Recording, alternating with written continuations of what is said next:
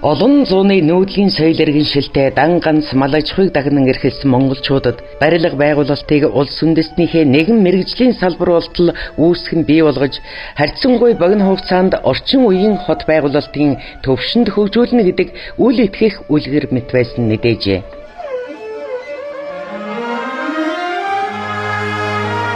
Манж хятадын иргэшээлд бууран доройтож ертөнцийн хөгжлөөс 200 жил тасран гээгдсэн эртнийх Монгол хот нийслэлийн босгож харьцангуй богино хугацаанд Азийн цагаан дагна хэмээн нэрлүүлсэн нийслэл Улаанбаатар хотын өнөөгийн өнгө төрх энэ л байгаагаараа урган гараагүй нь хэн хүнд ойлгомжтой. Тэгвэл энэ их бүтээн байгуулалтын хөрс суурийг тавьж нуруунд дээрээ үүрч сэтгэлийн дэвсэж хөлсөн урсган хийж босгосон удирдах чиглүүлсэн олон эзэдвэ. Тэднийг нэг бүрчлэн дурсах боломжгүйч түүхэн гавьяа байгуулсан нэгэн хүнийг Монгол улсын барилгын салбарт зүтгэсэн үе үеийнхнэр барахгүй Монголын ард түмэн дурсан бахархаж хүнлэл үзүүлэх учиртай. Тэр хүн бол барилгын яамны ууган сайд гавьяат барилгачин Данзангийн Гончиг агсан билээ.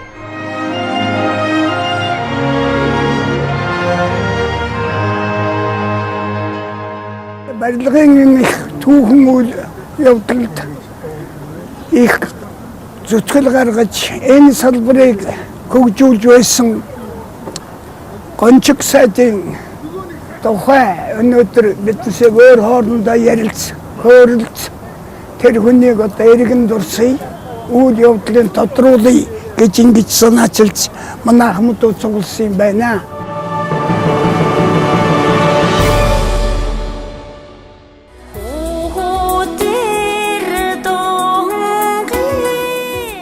Хөдөр дунгуй нутаг өнөөгийн Монгол орны маань гэгэн хоймор Төв Азийн илгэнд хүчрхэгжин мандсан төртөг гүрэн хүннүүгээс эхлээд нүүдэлчдийн олон гүрэн улсын эзэмшилд гол байртай байгалийн өгөөж үдсгэлэн төгс бүрэлдэж бүтсэн дагшин нутаг.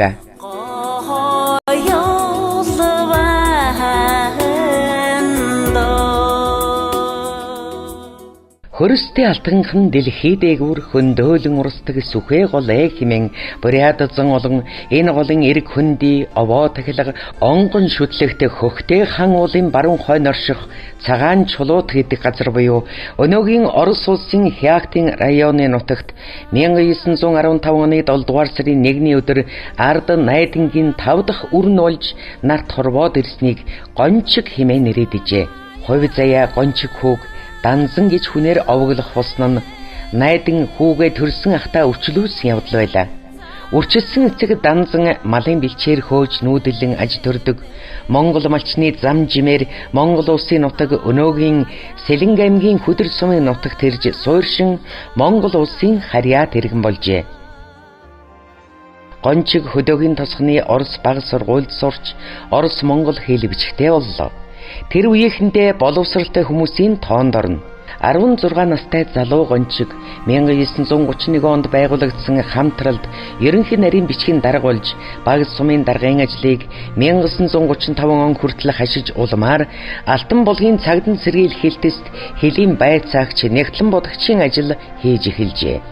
Тэр үедээ нутгийн бүсгүй бадамцоотой гэр бүл болон ажил амьдралын гараагаа эхэлж сайхан амьдралын эхлэл тавигдж байтал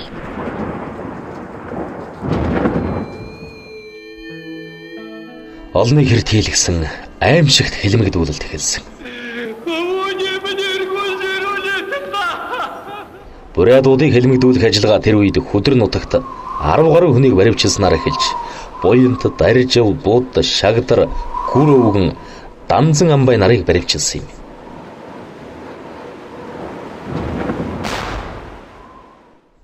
Эдгээрийн ихэнх нь сураггүй болжээ.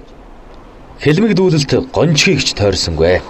Эцэг Данзангийнхаа эсэргүү бүлэгт эсэргүү байсан гэсэн хуурамч мэдээлэлээр баривчлагдаж, олон хоног эрүүдэн шүүгдэж, тамлагдан зодуулсны эцэст 10 жилийн ял идлэхээр шийтгэгдсэн боловч үнний учир олдож суллагдсан билээ. Суллан тавьсан 122 дугаар тогтоол хэмээх энэхүү баримт бичигт Сэлэнг аймгийн Ерөө сумын 8 дугаар огийн харьяа Буряд Данзангийн Гончигийн биеийг тусгай гэмсийн 7 дугаар тогтоолын ёсоор гэмтэргийн бүрэлдэхүүнд холбогдлогыг тогтоон байцаан шийдэх хуулийн 72 дугаар зүйлийн 3 дахьыг баримтлан сулал сугай гэжээ.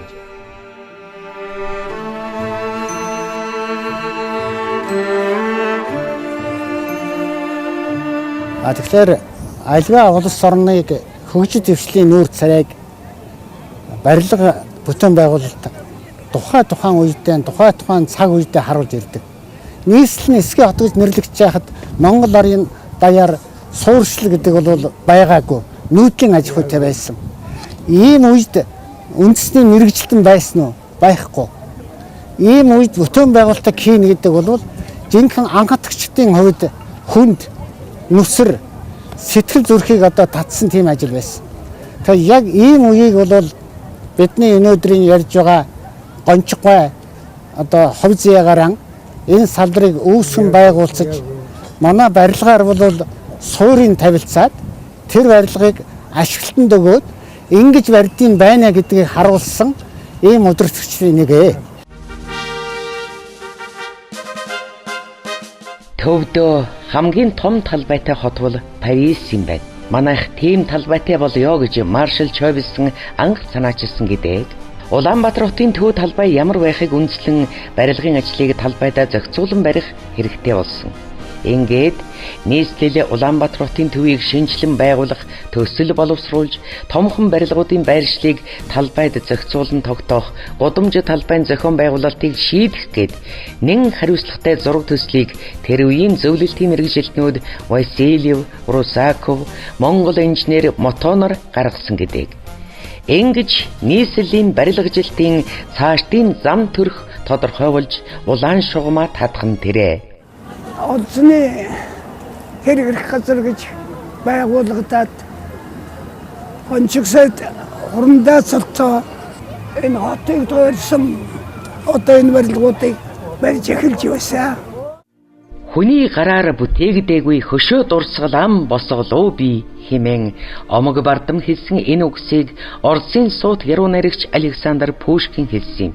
Жанжны саруулт талбай хүрээлэн орших Европын сонгодог хэв загварыг Монголынхоо үндэсний маяг хэлбэрт оруулан зохицуулан барьсан Монгол Улсын их сургууль, засгийн газрын ордон, дуурийн театр, төв номын сан, алтай зочид буудал буюу үйлдвэрчний төв зөвлөл, гадаад ям хөөхтийн ордон зэрэг эдгээр сонгодог барилгууд бол гончиг болон түүний нөхөд Ахмад буурлуудын мөнхөд сүндэрлүүлсэн хөшөө дурсгал нь билээ. Орд харш үлгэрийн сайхан хот балгадыг гардан бүтээсэн баатрууд эгнэнээсээ төрүүлсэн алдартан бүхнээ тэд зүрхэндээ шүтэнчлэн залцгаасан юм. Зүрхэн чандын тийм эрхэм хүмүүсийн нэг нь гончиг дарга, гончиг сайд, гончиг найз билээ.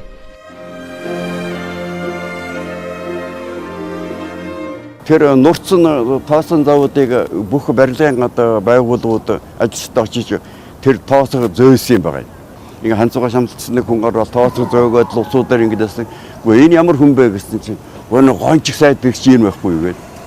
Тэгэхээр би бас тэр тухайн үед бодож яасан л да. Хөө сайд хүн бас ингэж энэ барилгадаа хүчт ирээд энэ тоосоо моосоо зөөж явдаг юм хамаагүй юм хийдэг хүн юм байдсан байжээ гэж. Жинхэнэ ажилчин ангины дотор ажилладаг ийм сайхан хүн байсан гэдгийг тэр үеэс хэлж мэдсэн. Өглөө ерөөсө 4 цагт гараад тэгээд тэр барьж байгаа хэдэн барилгыг чи бүгдийг тойрчод ирнэ. 9 цагт ажил цуглана. Тэгэхэд ямар барилга дээр ямар материал дутуу байна, хэн илүү байна уу тэрийг ерөөсө сайн хэлж өгнө. Нэг удаа тэр нийгэм ахуйд байсан дээр даваа самбуу гэдэг нэг мастер. Тэр өнөө цемент илүү автсан байсан. Цагийн дараа би очин чи тэр цементийг тарааж өгсөн байгаарай гэж. Гончиггүй ажлын төрдөөл төрсөн хүн. Гончиг дарга барилгын ажлыг маш нарийн мэднэ. Үе шатны ажлын байдлыг хэний баригад хэдийд ямар ажлаа дуусгах, тэр үед ямар арга хэмжээ шаардлагатайг өөрөө тооцож, материал хангамж, машин механизмын хуваарийг зохицуулдаг. Олон барилгын ямар ажлыг хэдийд ямар хүчээр хийхийг барилгын даамлуудаас ч илүү тооцож шийднэ. Гончиг ажил шийдэхдээ их хурц яриатай учраас хэрэг өгсөн үүргийг биелүүлээгүй бол нэлээд үг сонсно. Гончиг даргын асуусан асуултад хариулах тун хэцүү. Ялангуяа асуудалд хариу өгөхдөө элдв тойруулсан бэрхшээсэн болж бүтэхгүй байгааг тооцох бол ямар ч нэмэргүй. Тиймээс үүрэг авсан хүмүүс ажил унгасан бол цагаатах гэж ямар ч тайлбар тавиад нэмэргүй. Яагаад гэвэл өглөө ажил цуглахаас өмнө барилга дээр очиод барилгын явцыг хараад судлаад тодорхой байдлаар хэлдэг асуудаг учраас сайшаал зэмлэлийнхээ жим банг яг таг бодолцож өрхдөг байлаа. Тэр хүнтэй яаж ажиллах вэ? Хүнд яаж даалгавар өгөх вэ? Биелэлтийг яаж шалгах вэ гэдгийг бол маш сайн хэлж өгнө. Тийм ч учраас манай барилгачид гончиг гогёроос өөрийнхөө төрсөн эцгээс илүү хайрладаг.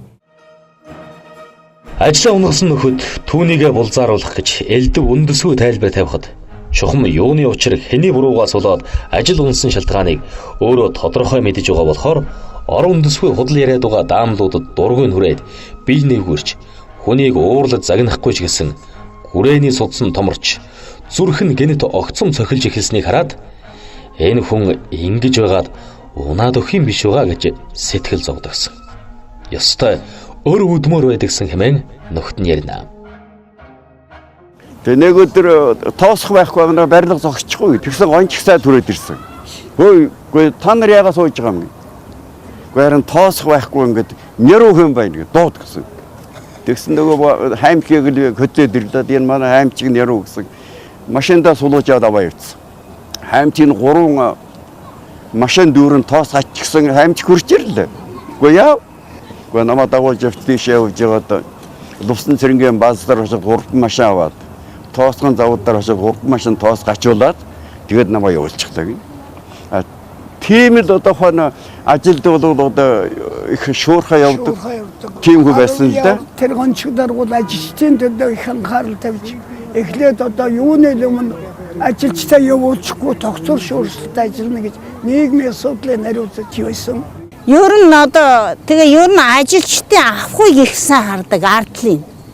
Одоо өдрийн цайнаар тэр 72-ийн өргөтгөл хийж яхад өөрөө гарч ирээ тэгээ тэр ажилчдын дунд сууж агаад нэг гамбэр, хуурай гамбэр. Тэрийг хар цайтай уучаад за юу хэрэгтэй вэ, яамаар вэ гэд. Тэгэл оройд харахтай чинь зэрэг биднийг дагуулад нэг зээл машин дээр элсэн чихэр шар цагаан будаа гурил ийм ачаа тэр хоошоо явна. Тэр айлуудаар хийсэн. Идэх юм байна уу, байхгүй байна уу? Тэгээд өнөөхөө чинь өгнө. Тарааж өгдөг. Заримд нь мөнгө өгнө, заримд нь будаа гурил өгнө, заримд нь маасл өгнө. Одоогийн зарим албан тушаалын хинээтэнгүүдийн адилаар карьерийн төлөө үхэлдээгүй аяндам бэрх хэцүү бүхний өмнө зүтгэсэн зүтгэлийнхэн төлөө шат шатны дарга удирдлагаар тавьж байсан ажил албан гончгийг дотоод явдлын яамны хэрэг эрхлэх газрын даргаар дэвшин ажиллахад хүргэсэн юм а. Цаашлаад олзлогдсон цэргийн хэрэг эрхлэх ерөнхий газар байгуулагдахад гончигт хурандаа цолоолгож тус газрын 1-р орлогч улмаар газрын даргаар томилон ажиллуулж байлаа. За барилгын байгууллага үүсэж хөгжиж байсан энэ эхний үед бол техник одоо нэвтрээгүй байсан. Барилга гараангүй байлаа. Газар ухдаг одоо хүчит механизм байгаагүй. Механизм энэ одоо бий болгосон гончиг сайд. Миний тэр үед барилгачид бол оройлохоор тоосхон юунд гаргадаг байсан. Одоо засгийн газрыг барьж явах, их сургуулийг барьж явахт бол тоосхыг бол нуруундаа модон үүрвчтэй дээдлийн 20 ширхгийг тавьж үүрч гаргадаг байсан. Нийви Дамнуур хоёроос өөр олигтой багжж байгаагүй. Тэр 40-од оны үеэс дотоод явдлын яамны барилгын үйлдвэрлэлийн хэлтсийн дарга гончгийн өнгөн дээр улс хувьсгалын 20 жилийн ой тохиолоо.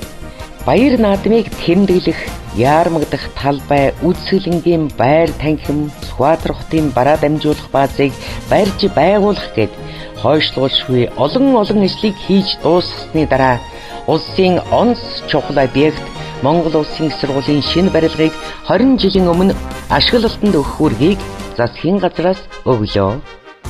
Их сургуулийг барихад тээвэрлэх хүч одоо тээдэг зөөдөг юм гэж их ховор байсан. Ганцхан үйлдвэр оршуулгын бааз гэж нэг модон хавинтай 51 толдов бааз байсан. Шуудан дэв барьдаг тийм утгатай. тэднэр зөөдөг нь тэрнээс гадна иргэн ажилчдын одоо 3 морь холилсон даачаад иргэнүүдийг үүрэг оноож өгч зөөлөгдөг байсан. Их сургуулийн барилгыг хугацаанд нь барьж ашиглалтанд өгөх даалгаврыг биелүүлэхийн тулд засгийн газарт санал хүргэж асуудал тавьснаар сайд нарын зөвлөлийн 1944 оны 236 дугаар тогтоол гарч тус объектад нэмэгдэл хүч гарган Улаанбаатар хотын хөдөлмөрийн нөөцийг шавхан дайчилж хөсөг тээвэрт албан журмын ноогдол оноохоор шийдвэрлүүлснээр объектыг хугацаанд нь ашиглалтанд өгч чаджээ. Түүнчлэн хотод тодорхой эрхэлсэн ажилгүй явсан залуусыг их сургуулийн барилгын ажил дайчилснаар олонх нь барилгын ажлын чухал бөгөөд сайхныг ухаарч үндсэн ажилчид болцгоосон байна.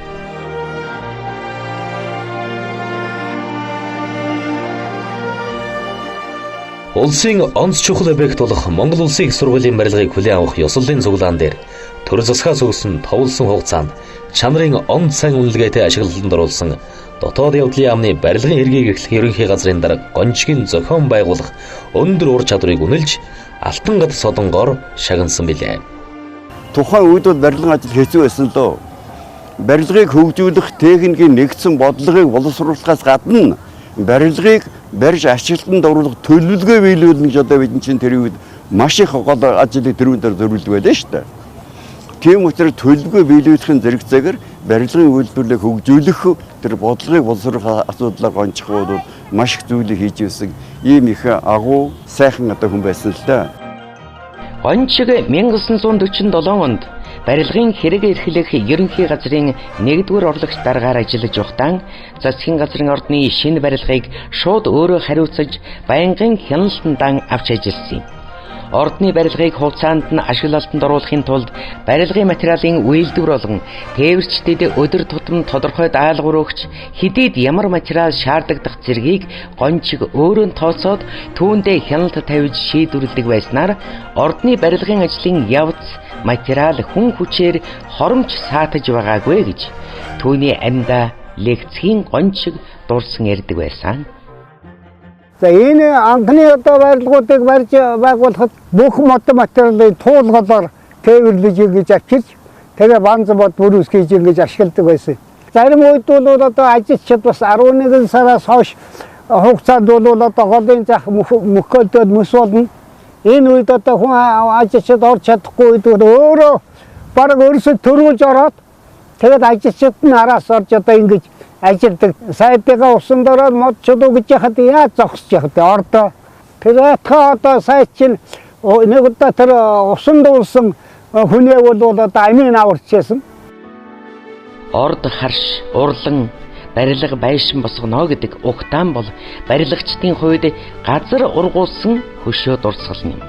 Тэр тусмаа их орны зүрх усан төрийн ордон барьж байгуулна гэдэг нэр төрийн хэрэг мөнөөс мөн.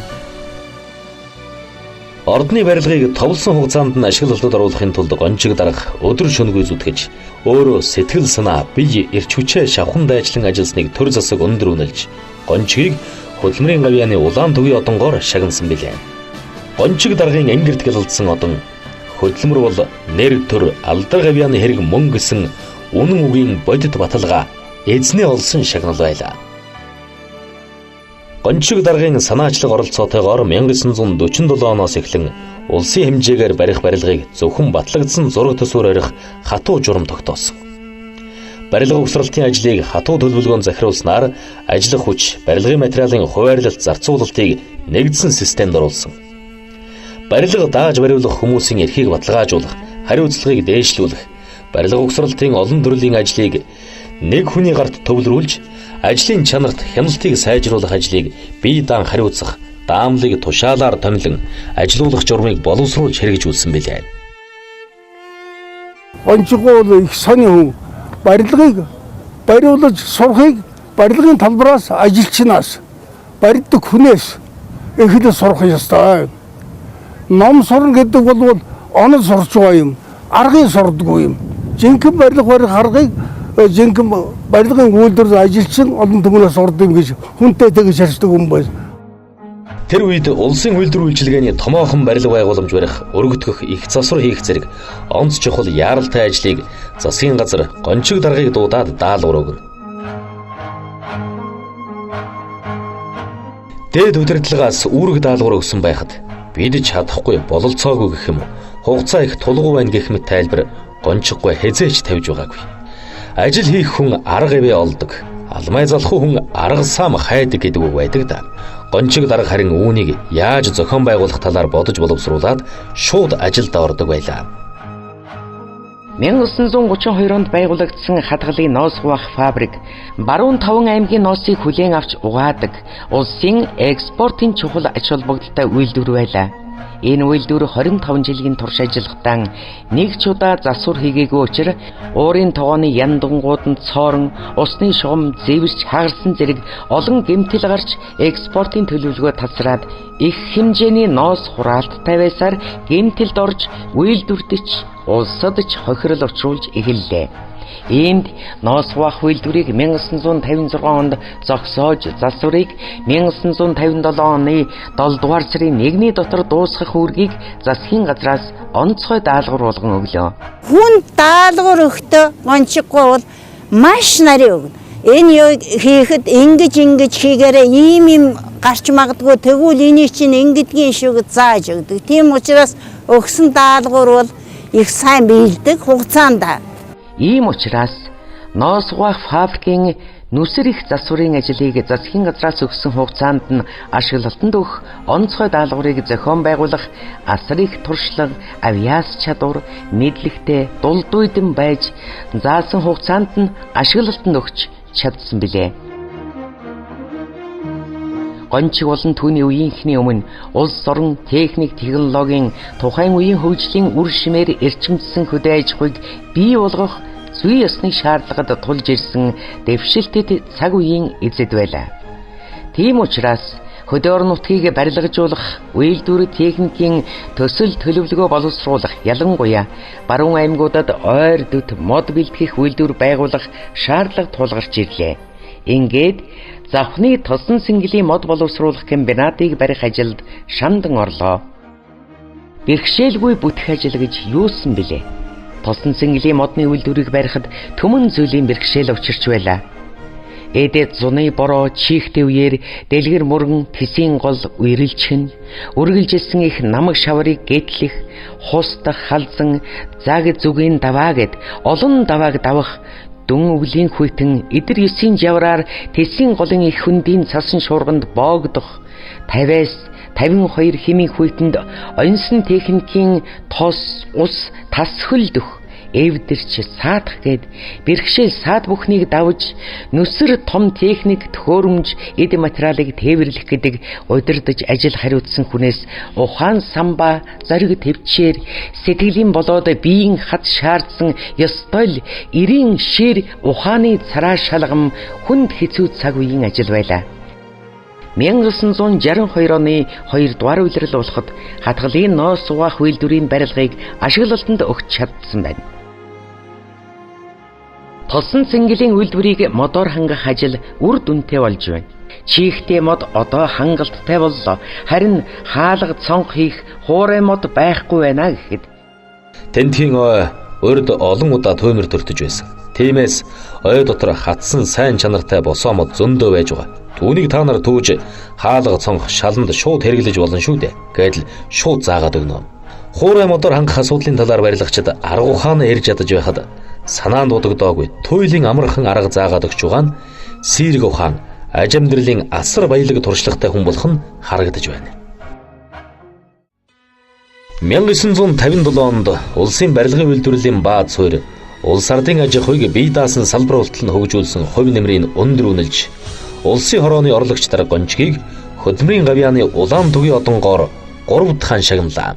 Гончгүй бол барилгын үйлдвэрлэлийг хөгжүүлэх цааш нь барилгыг ер нь Монгол улсад барилгыг яаж хөгжүүлэх вэ гэдэг тэр техникийн бодлогыг өөрөө одоо их бодож боловсруулж тэрнийг хөгжүүлэх онцгой арга хэмжээнүүдийг авч байсан л да. Модон материал их хэрэгтэй. Энэ модон материалыг бий болгохын тулд ерөөд модон завод одоо байгуулсан. Барилгын угсралтын ажил орон даяар өсөн нэмэгдэхийн хэрээр модон материалын хэрэгцээ улам ихээр шаардагдах боллоо. 1950-ад оны сүүлчээр ерөөх модон завод Улаанбаатар болон Төвийн районы зөвсмөл модон материалын эрэлтийг хангаж дийлэхгүй боллоо. Гончиг дарга ерөөгийн модон заводыг мод бэлтгэлийн аж ахуй болгон өргөтгөж хүчин чадлыг нэмэгдүүлэн мод тээвэрлэх зориулалтын машин, уулын трактор зэрэг механизмаар хангаж модоо ерөө голоор задгай урсгах технологи боловсруулан хэрэгжүүлж эхэлсэн юм а. Энэ нь тээврийн зардлыг хэмнэх тун өгөөжтэй ажил болсон байна. Сайд Гончиг барилга материалын үйлдвэрийн яамны ажлыг эрчимтэй зохион байгуулж, барилга угсралтын ажлын хугацааг богиносгох. Юуны өмнө барилгын үйлдвэрлэлийн баазыг бий болгохын тулд байгалийн баялагын нөөц судлах, тухайлбал тоосгоны шавар шохой, байгалийн будаг, гөлтгөн чулуу зэрэг барилгад өргөн хэрэглэгддэг материалын нөөц газрыг тогтоож, барилгын материалын үйлдвэрлэлийг тууштай хөгжүүлэх зорилт дэвшүүлэн ажилласан билээ. Энэ үндсэн дээр одоо Гончиг сайдын даалгавраар би геологийн яамтай яриад зориуд барилгын материалын экспертиз хайгуулын юм ангитай болсон. Томоохон анги. Энэ анги маань бол манай бүх аймгийн төвүүдэд барилгын материалын шинжилгээ судалгаа хийсэн юм аа.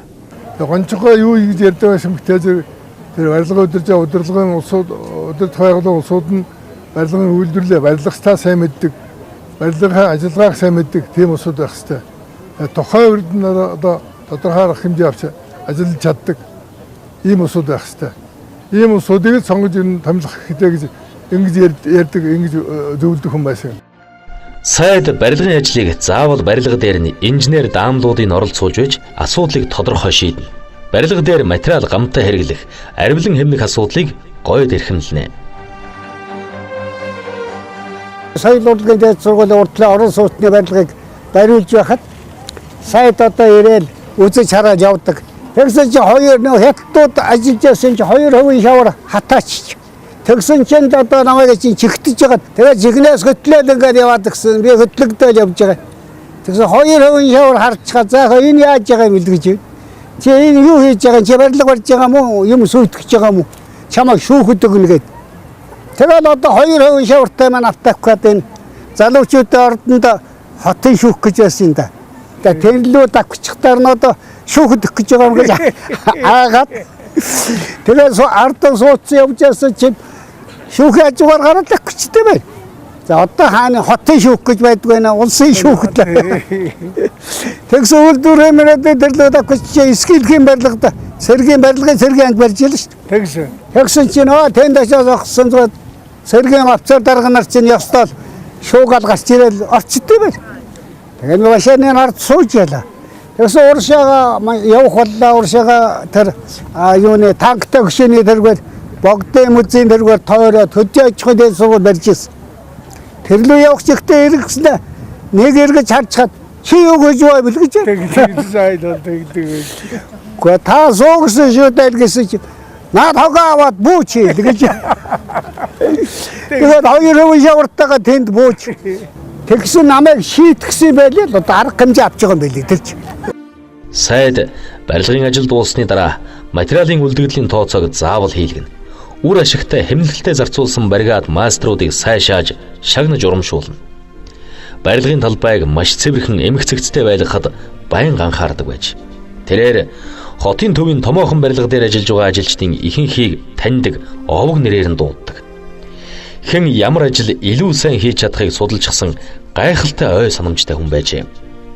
Зарим барилга дээр хийсэн ажлын шалгаад тааруу хийсэн бол засах, бүр нураах хүртэл шаардлага тавьдаг байсан. Чи чинь ийм юм хийдэг болоо юу да? Юу хийж чаддгийг чинь би мэдэн шүү гэгчлэн нүүрлүүн харж байгаад хэлдэг болохоор хүмүүс их хэмээн. Бас мэрийн нэрээ бодон шүү дээ. Гончгууд нэг тийм сайдын байр суурнаас одоо хүмүүсүүд уулздаггүй. Яг тэр ажилчин хүний байр сууриас уулздаг. Нацилын гээд урд нь 2 хүн, хойно 2 хүн гээд шатаар дэшээ гардаг байхгүй. Гончгууд хурж ирвэл харчих юм бол шууд хурж ирэл нэг талаас нь бариад ингэ дэш нь гаргаад ингэ шатаар гаргадаг. Сайхан одоо хүн байсан л да. Энэ чанараараа Гончиг сайд их нэр хүндтэй. Түүний хүмүүс дээр дургүй чин сэтгэлээсээ хүндэтгэлтэй ханддаг юм. сайд барилга дээр ирээд огт эхлээгүй. Одоогоор шаардлагагүй юм шиг ажлыг эхлүүлж хийхийг шаардна. Гэтэл барилгын ажлын явцын дунд үнэхээр тэр ажлыг тухайн үедээ эхэлсэн хичнээн ашигтай болох нь батлагдаад ирнэ. Улаанбаатар хотын тэр анхны том барилгууд халаалтын системд одоо холбох энэ ажлуудыг бол манай сайд бас санаачилж шугам сүлжээгийн одоо холбох байх энэ ажилтнууд манай Лувсан гомбо сайдаар бол командлож хийлгэжсэн гэж байгаа. Ер нь тэгээд халаалтын асуудлууд нэлээд дээр үеэс санаачлагдан хийгдсэн байгаамаа. Сайд одоо тэрнийг өөрөө гардаж хариуцаж хийлгэжсэн юм хүний нэг юм да. 1956 онд нийслэлд 40 мянган хавтгай дөрвөлж метр квадратгүй орон сууцны хорооллыг хотын ерөнхий төлөвлөгөөний дагуу барьж эхэллээ. Энэ тухайн үедээ орчин үеийн техник технологиор зураг төсөл нь хийгдчихсэн. Барилга байгуулалтын тухайд цоо шинэ ажил байсан юм. Тэрээр төвлөрсөн дулаан халуун хүйтэн ус, бохирийн болон ариутгах татваргын системтэй зориулалтын зам талбай цэцэрлэгжүүлэлт зэрэг орчин үеийн хот байгуулалтын шинэ хэлбэрийг агуулсан иж бүрэн цогцлбор байсан юм. Энэхүү шинэ хорооллын барилгатай нэгэн зэрэг хотын төвлөрсөн дулаан хангамж, ус татваргын шугам сүлжээний ажлыг хооронд нь нягт уялдаатайгаар шийдвэрлэн барьж байгуулж эхэллээ. Ийм асар өргөн сар хүрээтэй ажлыг гүйцэтгэгч трест, контор, машин механизмын бааз, барилгын бусад байгууллагын ажлыг гончиг сайд гардан удирдах байснаар нүсэр их шугам сүлжээний ажлыг ахар богино хугацаанд чанарын өндөр үзүүлэлттэй гүйцэтгсэн нийгэм ахуйн барилга трестийн гар нийлсэн хамт олонны хүчин зүтгэл байсныг гончиг сайд өөрөө үнэлж дүгнэн цохон тэмдэглэж байснаас биш өөрийн гарамгай удирдлага зөв шийдвэртэй бүтээлч алхмуудынхаа тухай сайрхаж ганц ч үг дуграагүй гэлцдэг. Ингэж 40-50 мянгатын дүүрэг төвлөрсөн шугам сүлжээтэй болсноор нийслэлийн орон сууцнууд бүх талаар тохиологод тухтай сайхан болж хотын нийтийн үйлчилгээнд нэг ёсны хувьсгал болсон түүхтэй юм. Энэ бол гончиг сайдын гавьяа. Гавьяаны од нь түүний ингэрт 4 дахин гялалцлаа. Зүрх муутай хөөрх юм. Тэгээ зүрх нь өвдөн. Тэгтээ зэрэг нь тэр жолооч нэг зүрхний эм авч явдаг өнөөхийг нуулгаад машиныхаа ард хийчин. Тэгэл нөгөө нэг газар очдог. Энэ хүнд амралтын цаг хувийн зугаа цэнгэлгэж байгаагүй юм. Хувийн амьдралаа бодох, ан гөрөө хийх, тоглох, наадах гэдгийг огт мэдэхгүй. Тийм завж гардаггүй байж. 7 хоногийн амралтын өдрөөр хайрга эзний карьер, салын араам, заримдаа хаа байсан мандлын араам, балжи түнхлийн модны аж ахуйнуудаар явж, банз модны нөөц бэлтгэл ямар байгааг үзэн. Хэрвээ дутагдaltaй бол хүн хүч техникийн хүчин чадлыг нэмэх зэргээр хоногийн 24 цаг, сарын 30 хоног бараг л хүрэлцэхгүй гэмээр их ажлуудыг амжуулдаг байлаа. Сайд болоод гончихгүй бол тэр барилгын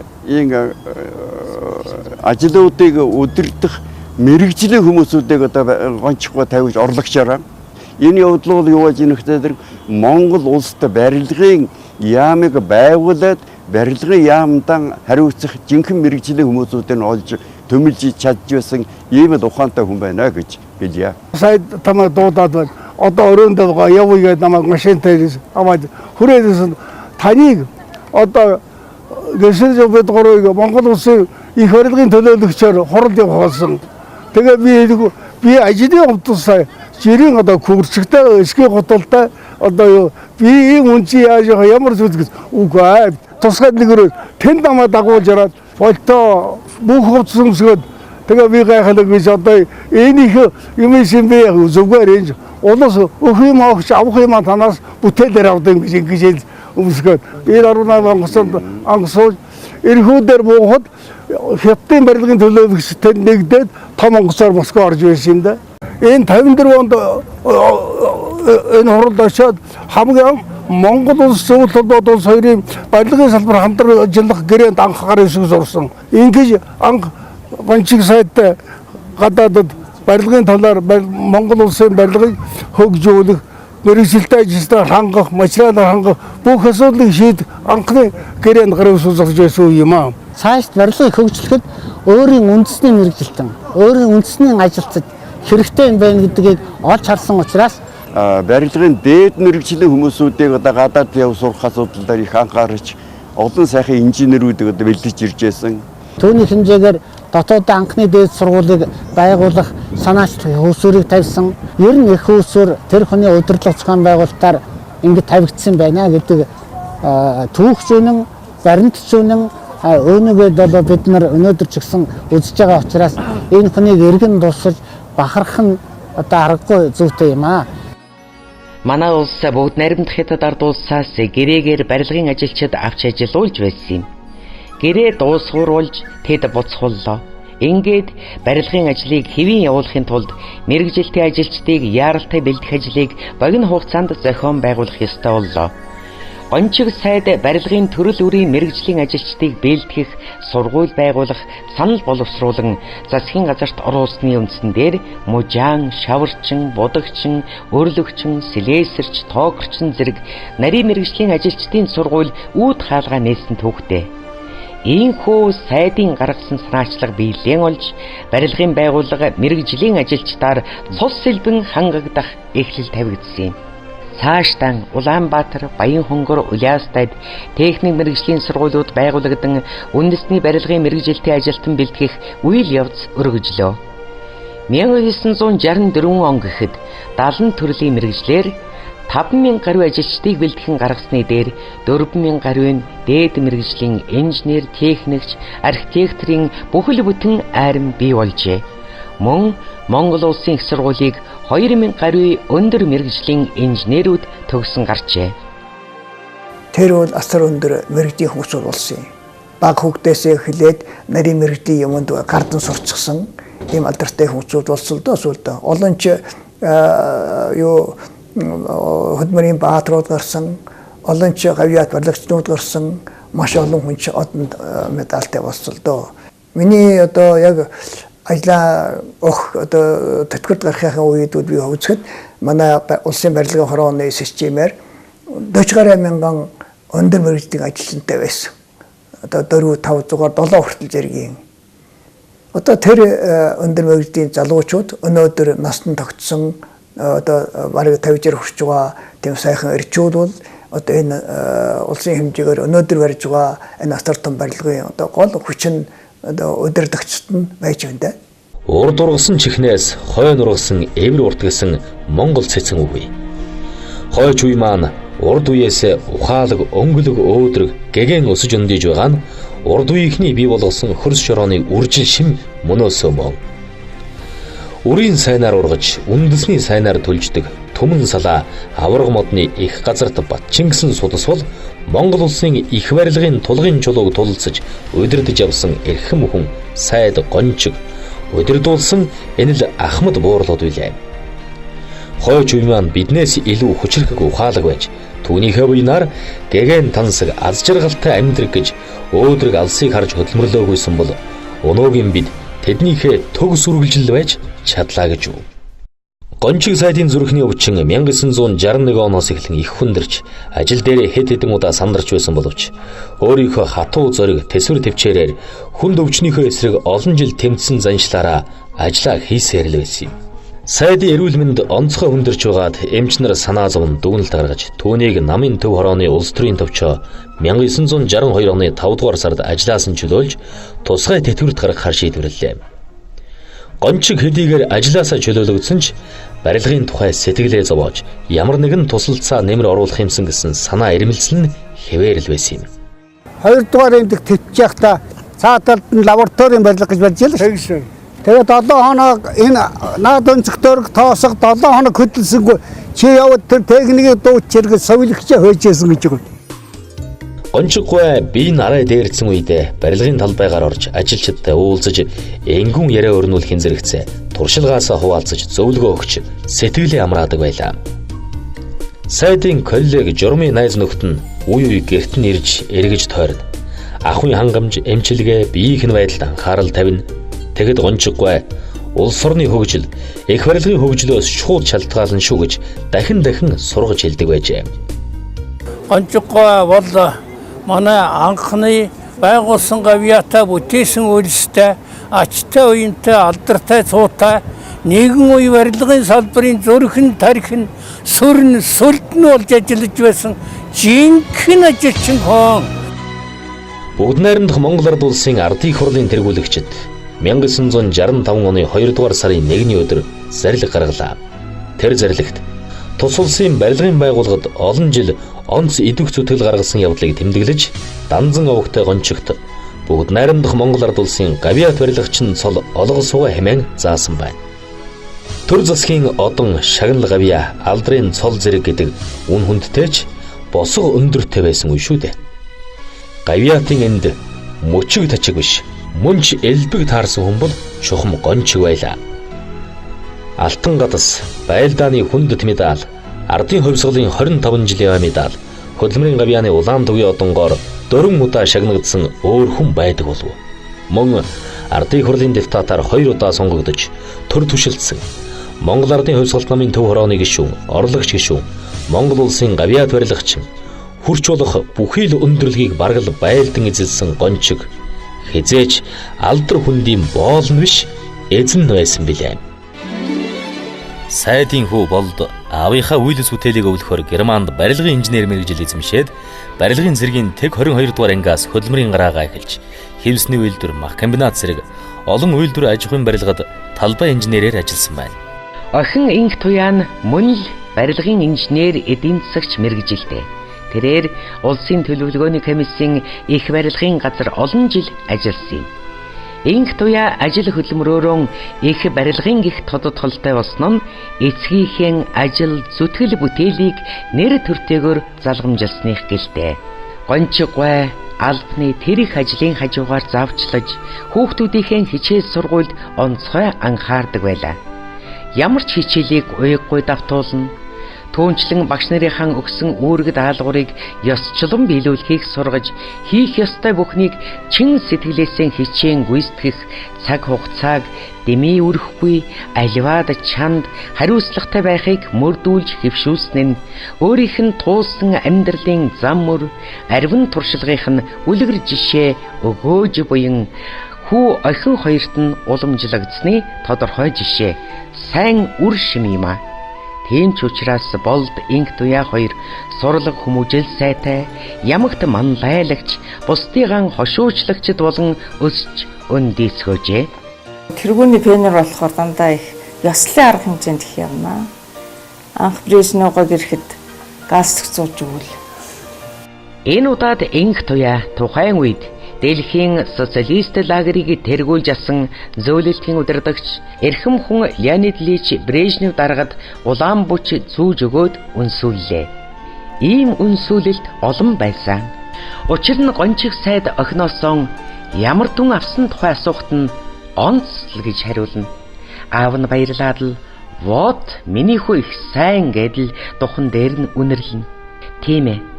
Охин нь аавдан онцоос өөр дүн хэлж байгаагүй. Ачта багшаас эрдэм сурч байгаагийнхаа төлөө авсан энэ үнэлгээ шиг тийм эрхэм сайхан зүйл гэж юу байгсан бilé. Аав ээжийнхээ ачийг хариулж байсан хамгийн дээд буян өргөл гэж чухамдан тэр буйзаа. Цэцэг их өргөдөг байсан. Дарга нар ч нөгөө бунхны өмнө ингээд яраагаа зогсдог улс төрийн товчооных чинь. Тэгэл пенерууд очиж цэцэг эднэр өгдөг байсан. Нэг удаа тэгж аваад майдргот таарчв. Тэгэл чи хэний хөвгтүүлээл би ч одоо тийм барилгын яамны гончгийн хөвгтөртэй гэсэн чинь баярлал. Хажууд нь Сэдэнбал дарга байж байхгүй. Сэдэнбал дарга тэгсэн чинь энэ ч нөгөө манай гончгийн хөвгт биш тэгэл бүр сүд болвол. Тэгэл би аав дээр л явсан чинь манай аав их баярлж ижүүлээ. Тэгэл бас баярлал аавдаа үнсүүлээ. Хон шувун гарвалтай хусан модон сэрэгтэй буряд зуны эрдэмт ажилсаг хөвөн гончиг сайдын үр удам улам чолон уламж оюунт бөгөөд хөдөлмөрч ачзээ зэнцэр өтгөн сайхан өсч жаргал дүүрэн амьдарцгааж байна. Сайн хүний үр хойч сүү түгүний унаг даагдж арай л өөр юм да. Орчлонд олон заяадгүй оюунт бөгөөд ухамсарт цэгц шулуун нууршгүй ноён нурууд энэ эрхэм хүмүүний домог мэт бахархал дүүрэн амьдрал тэмцэлийн сургаалт жишээ өөрийн үр сад төдийгүй өнөр Монгол түмний өөдлөн дэвжих амьдрал өнөө маргаашийн эзэд залуус дүүнерт чигийг заах лууж мэд цагийн цагт гэрэлтэн тодорсоор байхын нэгөр тавилгоо хамаагүй бүхэн шороо адил хийсэн одоход харин гэрэл зураг түүх болон мөнхөд оршномжээ. Зан сайтай айлд хүн бүхэн цуглаж замаг сайтай нууранд загас бүхэн чуулдаг да. Гончиг сайдтай амин чухал ажил зөвлөх анд нөхдийн хуваар цуглан ирж чуулж хурдаг хүмүүсийн урсгал амьд сэрүүн ах үед нь огтхонж татраагүйлээ. Энэ удаадач хан туурга хаалга цоожинд нь дурсамж дуртгалын ой санамж сарнаагүй амьлах суусанд нь амьдрал хүсэл зориг нэгт андууд нь цуглан ирцгээлээ.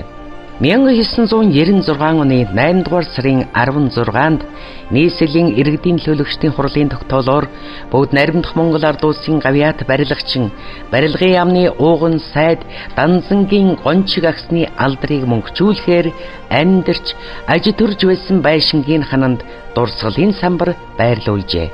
Он цагийн бууралтоос дарж чадаагүй эрхэм хүний алдар үеийн үед оршин билээ. Эрхэм нөхрийнхөө банк хилдэг асан алтан сургаалаас ишлэн дотны нөхөр барилгын салбарын Ахмадын хорооны дарга тогтох баяр гончиг сайдын ой зориулан бичсэн шүлгээн уншлаа. Өндөр сайхан ор таршийг сөндөрлүүлэх гэж өөрийн орны нүүр царайг өөрчлөх гэж олон түмэндээ тус хүргэж ор таршийг босгох гэж бие барилгачин болсон юм. 200 дамжин насалсных хойч үедээ хийсэн бүтээлэн үлдээх гэж хөдөө хотын ялгааг ойртуулах гэж хөгжлийн хурдыг түргэсгэх гэж би барилгачин болсон юм.